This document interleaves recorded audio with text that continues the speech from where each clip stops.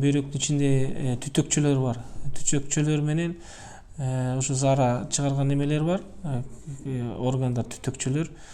Ошолорго сук тиет дегендей, мындай айткандай. Андан тышкары жана бөйрөктүн тышында бир паренхима деген бар. Ошол ага да өзүнчө сук тийген маселеси, сук тиет. Ошол себептен алар чоңое башташат, өзгөрө башташат. Ошону пилонефриттер деп коет. Анын түрлөрү болот. Осложненный, неосложненный деп коет. Ошого карата анан өзүнчө дарт чыгарылат да, кайсы дартка карата анан кантип дарылаганга аныктоолор чыгарат да негизичи.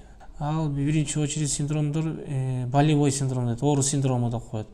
Ооруган капталдары ооруганда бөйрөк капталдары ооруйт, табарсык капталдары оорушу мүмкүн.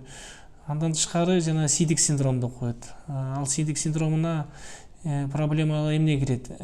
Сигенге карата заарасы ачышы мүмкүн, бат-бат зааралышы мүмкүн дегендей. Кээ заманда сидик менен кан чыгышы мүмкүн дегендей. Ошол симптомдор пайдаланышы мүмкүн, ошо синдромдун ичине киришет дегендей. Андан тышкары жана интоксикациялык синдром деп коет, ошо пилонефритке кирет.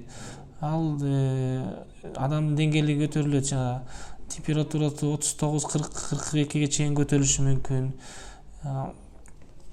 Тамак жегени аябай азайышат, аппетит жоголот, мындай айткандай. Ошол проблемалар 3 синдром болот да. Оору синдрому, сидик синдрому, анан жана интоксикалык синдромдор болот. Дары-дармектер менен дарыланса болот, эгерде биринчи учурларда кайрылсачы. Эгерде кийинки кыйналып убагында ооруканага барбай, адистерге кайрылбаса, анда проблемасы мүмкүн ириңдеп кетиши мүмкүн бөйрөктөрдүнчү. Ага жеткирбей, дары менен дарылап койсо болот.